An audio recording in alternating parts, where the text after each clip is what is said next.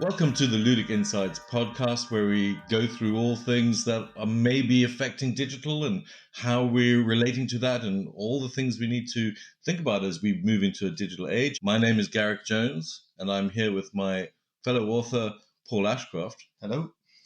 And we are the authors of Alive, Digital Humans and Their Organizations, available at all good bookshops and on Kindle and Amazon, wherever you may be digitally. Today, we are absolutely delighted to be joined by Stephen Caldwell from Impress the Examiner. Impress the Examiner is an amazing organization who are helping young people, GCSEs and A-levels, achieve phenomenal results in their exams by working through the schools and putting them through what can only be described as high-performance experiences.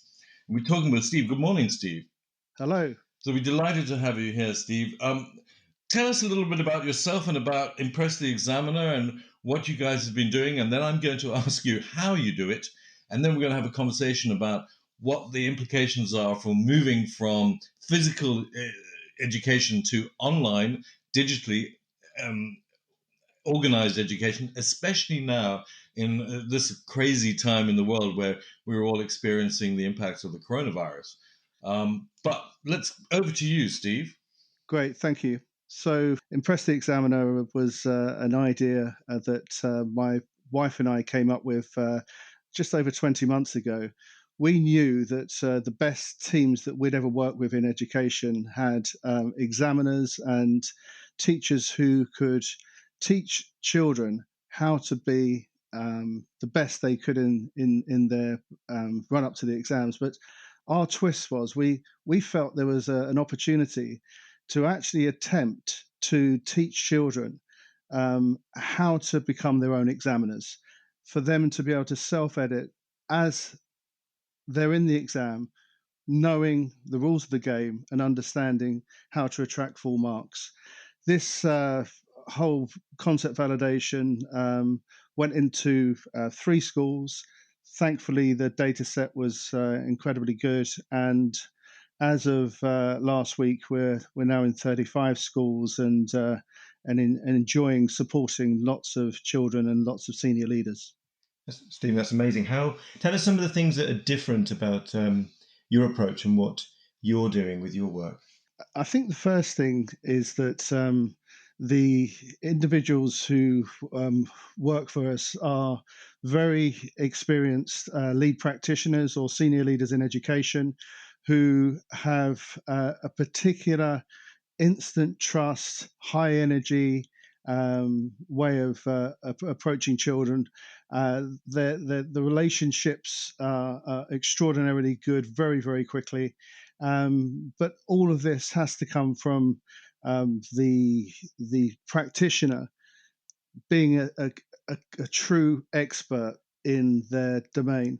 So, for instance, we work in English, maths, and science GCSE, and if I give you an example from my own domain knowledge in English, we decided that there must be a better way of explaining to students what the examiner is thinking as the examiner is looking through their paper, which they've written in an hour and 45 minutes. So if I take one question, for example, the narrative question, we were toying with a different approach, which began with a dialogue between 2 people, moved to a flashback, and then we went through the various structural techniques of zoom in, zoom out, and crisis and resolution. Now, although variants of that may exist in classrooms across the country, the way in which we then took that and showed children that they could write less,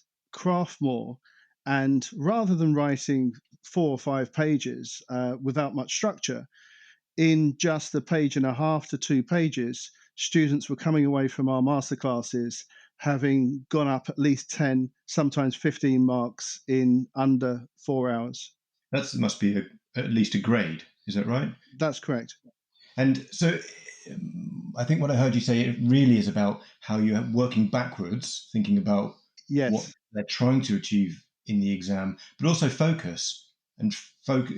Have you got some other stories Yeah, about how you get the students to focus in on what's going to be giving them the best result in exams? yeah, absolutely. So, for instance, I might be standing in front of, and members of my team might be standing sometimes in front of more than 17, which is the optimal kind of masterclass group. But recently, we've been in Birmingham, standing in front of 65 students, and the performer, and I call them performers really, are using their bodies, using their tone, using the methodologies, and very interesting how we use stories and narratives to draw in and make sure the students are super attentive right from the outset because they're following a particular journey.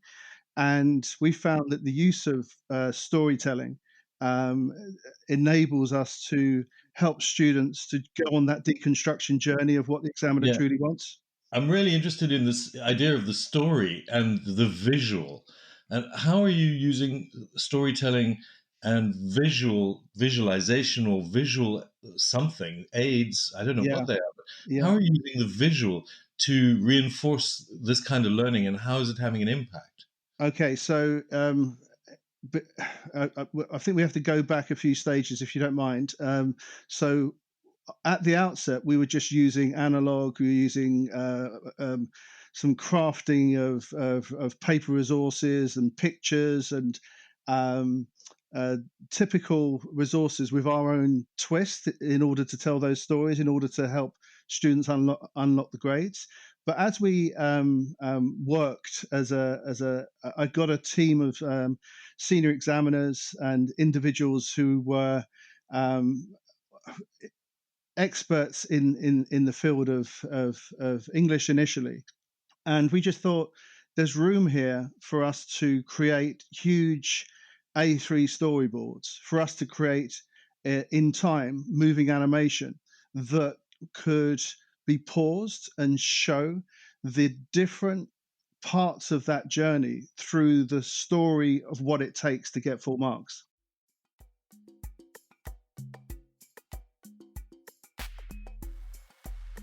And Steve, what does that impact on the student? What does that do for the student in that situation? The impact last week at a school in Canning Town was that some students, and they deliberately chose students who weren't necessarily always that attentive. Let's put it that way. And the the fantastic feedback from I would say, the ringleader of the group of students was, "Your animation's good, man. Your animation." That's how he dropped it to me, and that was high praise because they then asked to pause through. Yeah. We had 7 pauses on the screen, on a big screen. It was one of those screens that we could actually zoom in and focus on the text, which Andrew has So put to us. you're getting them to Sorry. engage with the subject matter in a way that they wouldn't have before because Yeah, of the narrative and because of the visualization, and it's engaging. Is that a thing because kids today are focused on media and just drenched in media, or is it something changed, or is it always been the way? Or I mean, there's a deliberate attempt for us to not ever have boring stuff in front of children. We've got to realize that the education system, unfortunately, is populated by extraordinarily dedicated individuals, but it's in crisis. I mean, you've got the stress and workload and disillusionment leading to, I think it was 40,000 teachers left the workforce last year, and a fifth of teachers plan to leave the profession within the next 2 years. So you've got a situation where teachers are trying their best to create a dynamic, interesting resource, but the students are living in a world where their expectation of what is good or even just normal is so much higher. We're trying to be slightly ahead of the kind of not ahead of the curve, catch up to, with the students in a sense, and by attempting to create an edtech digital product with animation at its center, we have been developing the best practice that we have seen, our core team has seen in schools, and adapting it so that it fits within a tech piece. I've had repeated emails from the head of English there who sat in for the whole day.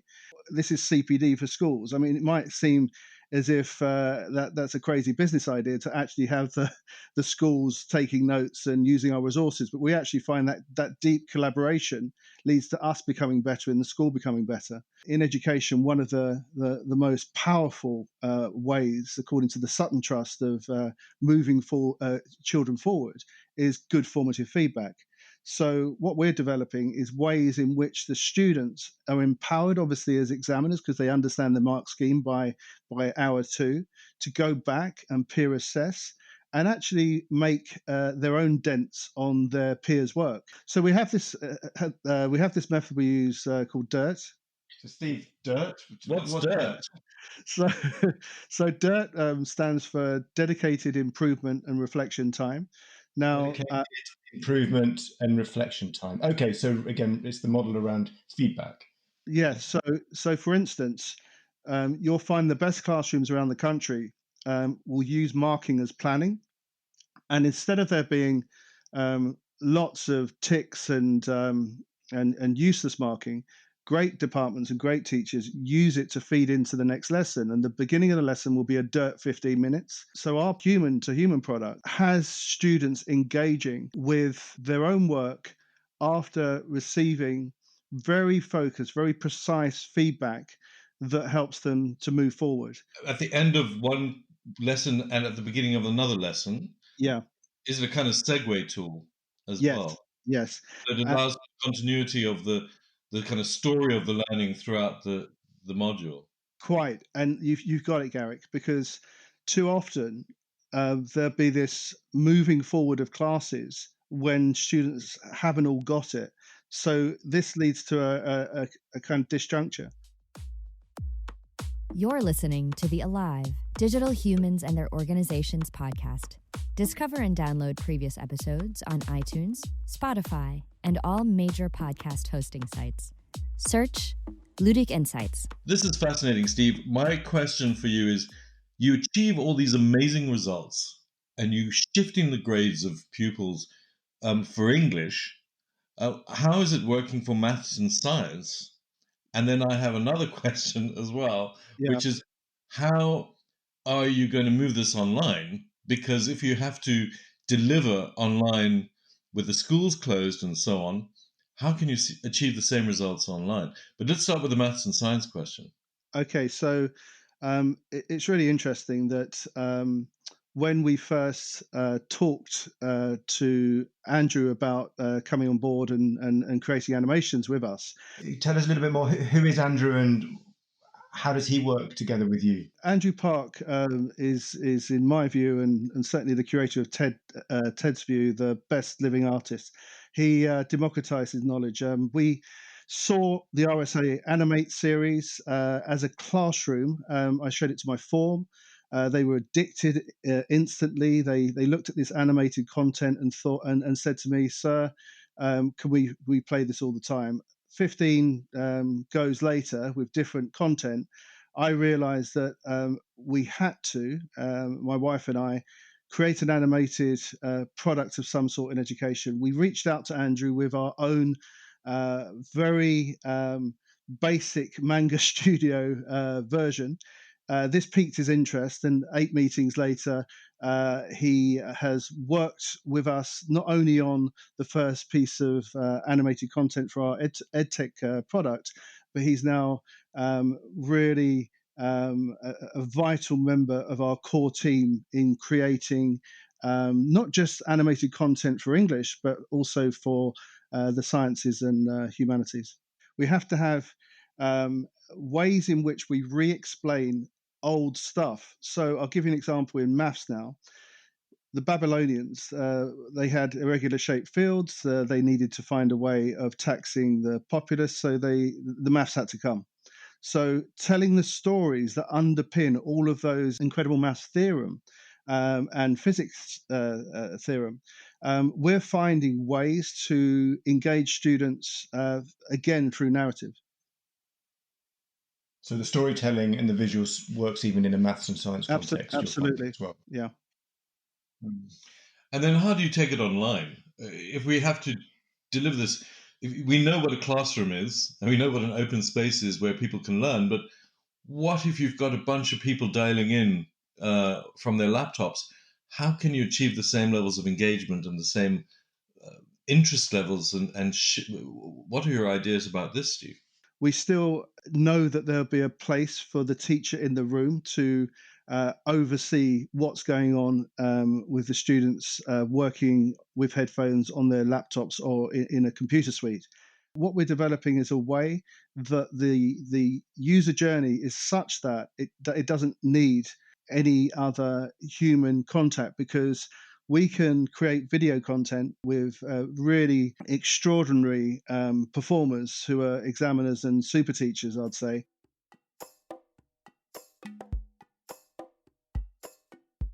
All very well trying to shift some of the education onto digital and onto tablets. Yeah. The exams are still paper-based. Sure. So how are you seeing that as a transition? I mean, we have seen even that the UK government is talking about taking GCSEs online in some way within the next few years, certainly. How are you seeing that transition where the exam system is encouraging or forcing us to be paper-based and traditional? The trend is towards digital. The product that we're developing now is effectively an hour a week of classroom time, so they will have plenty of time to to be able to write up the kinds of things we're encouraging them to learn. But in the not too distant future, I know my 5 and 6 year old every day been really excited because our new iPad Pro with the pencil is arriving, and they've seen the advert and they want to write all over it. I think we're moving to a situation where that kind of writing on screen will be possible. What is the student's experience who's working online and learning online and who wants to get a great GCSE or A-level result? Well, I think currently there's a lot of content that is out there that is frankly a little bit static, and is according to lots of students quite boring. So they will not necessarily go with a lot of the products that are out there at the moment, because the idea of these static pictures or fairly static animations combined with automated Quizlet type content isn't really doing it for them. So what is the stuff that is doing it for them, do you think? Well, some what of do them we need more of? Yeah, okay. So there are people like, and I'll mention them because they've influenced my thinking. Mr. Bruff and Mr. Salas, who in English education have these YouTube channels which are extraordinarily useful, and students have been using them. But where we feel that students would most flourish is this very punchy, very clear, very concise way of expressing that which their teachers have helped them to understand in terms of the foundations. But we're trying to show them how that translates into the exam in a very clear and focused way. So from what I'm hearing from you, there's great content provided by great people who can really tell the stories and land the content, and that might come in video format. Yeah. There's multiple channels where the student reinforces that learning by having those ideas put back to them, and their sort of games or answering questions in order to answer that. And then and then it needs to be focused on the exam so that they know how to structure their thoughts and actually satisfy the exam requirements. And that way, that can all be done online, and that can be focused for a student's online experience. What about for the teacher? Because again, there's an element of not just training the teacher, but we're introducing new methods, new technology for teachers to get to grips with, and then these change all the time as well. So, yeah, what have you seen the impact on teachers, and also what's been teachers' reaction to your companies' interventions with pupils? The teacher's experience initially of us was we were being done to departments rather than this being a collaborative process. And that was a pretty tough learning curve for us, because we never wanted to be in any way a replacement or this kind of swaggering brute that comes in and seems to do it better. What we did was we made very clear this has to be a process where there's buy-in from the heads of subject. And we have not only the sharing of our resources, but we have NQTs, so newly qualified teachers or inexperienced members of the department, allowed to sit in and potentially adopt some of our methodologies.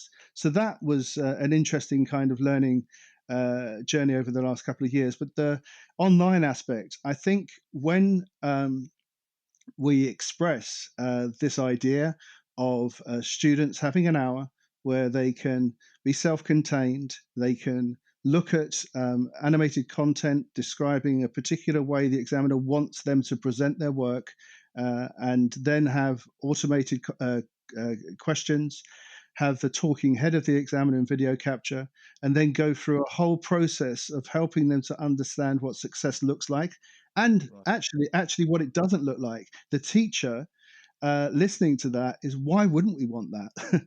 This is fantastic. So we're now working with teachers actively who are part of our customer base, who are feeding into what they want the product to look like. And most importantly, I think the way in which this has to work in order for it to be truly the best it can be is that it feeds outwards into the normal classroom experience. Give an example of that. So, for instance, I went through a story where two girls are in a forest, barefoot, running away, and they have a dialogue which introduces the two central protagonists. And that moves to a flashback of a birthday party when mum is still alive. Unfortunately, it's revealed she isn't in the dialogue. And then it moves through a story. That story's been animated. That was then seen by 17 pupils and a very eager head of English. He then took that dialogue flashback, zoom in, zoom out, crisis resolution methodology, and he applied it immediately in an intervention for an hour after school. The students created along his storyline, which he'd made up during the course of the day. They are then sending me pictures of their work, and that work is feeding into workshops we then do. And more importantly, there are other students feeding into what's good and what's not so good about the exemplars that are being created. Really powerful, the way that the two reinforce each other. I mean, I'm intrigued. What would be your advice to students who want to impress the examiner? Okay. The biggest thing for me is that don't be afraid of the mark scheme. The mark scheme may seem like an impenetrable, boring tome, but if you can take, having done your own practice paper under time conditions, if you can take that and maybe just take one of the shorter questions, it might just take you 10 minutes, and take that, look at the mark scheme, look at the exemplar that is in the mark scheme, the indicative content there, and then actually unpick it and take it then to your normal classroom teacher. And classroom teachers are just the most unsung heroes in society. They're the amount of work that we see is still going on from dedicated professionals. And if they see that you're taking that kind of interest, then that's a great revision tool. Actually, or if the teacher simply doesn't have the time to engage with you and help you with that particular revision strategy, form your own WhatsApp group, have a team up with people who are slightly better than you, and we found that these little groups are having extraordinary impact in revision. Stephen, that's great. Really nice summary and lots of great advice for students and teachers in that process as well. I'm really glad I've learned how to impress the examiner.